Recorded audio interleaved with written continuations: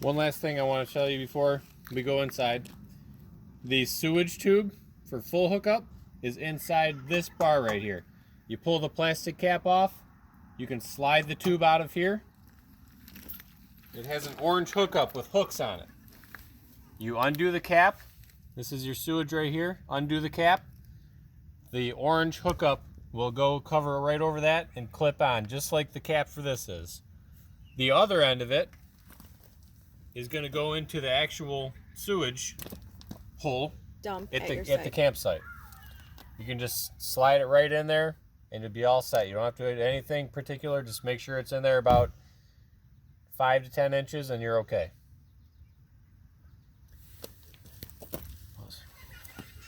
One last thing, there's a gray tank and a black tank. The black tank is your sewage tank.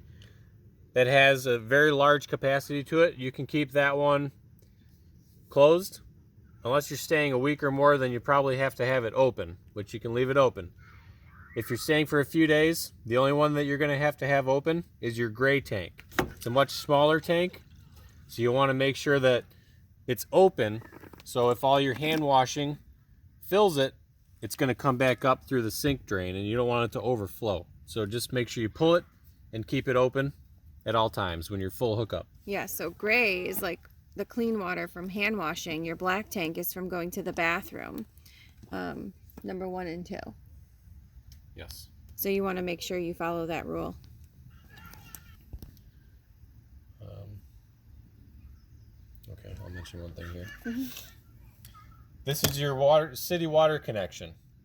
So this is going to be using the water hose underneath the bed in the main bedroom. There's a clean bin and a kakamora bin, which is the sewage bin. You want to take the hose out of the clean bin. You screw it into this. The other end screws into the water hookup at the campsite. There's plenty of slack. It's about a 20-foot hose. Just make sure it's tight and you're all set for full hookup. If you want to use the hot water, this is where you fill the tank. If you have it hooked up on the other side, that will not give you hot water because that doesn't run through the actual tank. The heater. For the heater, correct. You can put your hose in here and you can fill it all the way. It'll run out when it's full, so it's not a big deal. When it's done, put the cap back on it and your tank is full. I'll show you inside where to turn the hot water heater on at. Okay, at nighttime, if you need heat, the propane cylinders are in here.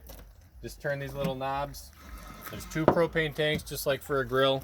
Just turn the knob, and there's a button you can toggle back and forth. They're both full, so you won't have any issue running out. You'll need to make sure you do that, especially before trying to use the hot water heater. And or the stove. And the stove. And the heat.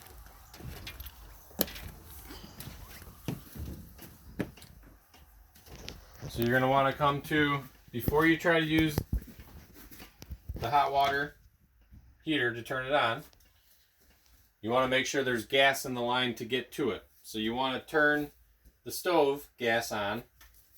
There's a lighter. You just light it, let the flame run for about a minute. You can turn it off. At that point, there's enough gas in the line for it to work properly, and you flick the heater switch right inside the door. And it takes about a minute or so to get started up and start running for you. You have to make sure that your hot water tank is full.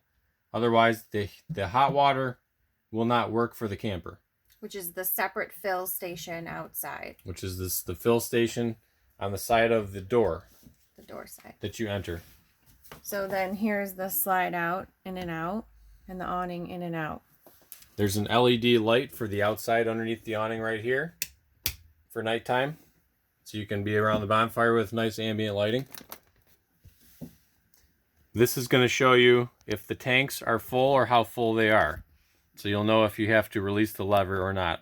As I mentioned, make sure that the gray tank is always open as long as you got full hookup. You just push the button and it'll tell you empty, empty for everything. And battery power too. So this is the main on power for the camper. This is your main power. And that has to stay also, the main has to stay on when we're driving, right? Or no? For The main doesn't have to stay on, but you'll want the main on when you're in the camper. But when you're driving, it doesn't matter. All right. Okay. Now we're going to show the heat and air. Let me see if it works. Okay, good. Right? Mm-hmm. This is the thermostat for the heat and the air. You just push the mode button. You don't even realize it's like touch mode, really. It's just, you can toggle back and forth. It'll tell you cool or heat, of course. You just up and down, just like a normal thermostat. If you have it on a fan speed of high, it will always be high. If you get to the fan speed and you click low or auto, then it'll auto regulate your temperature depending whatever you want to set it at. It stays like that for no matter what. Correct. Heat or air. Heat or air. Okay, that's it. So this will be underneath the bathroom sink, and you have to have 1 scoop of this into the black tank, which would go in the toilet with the water hookup. This is if you're going to be using the facilities in the camper. And then also you'd have to put it in the gray tank, which would be the kitchen sink, or just the bathroom sink is fine too. 1 scoop each.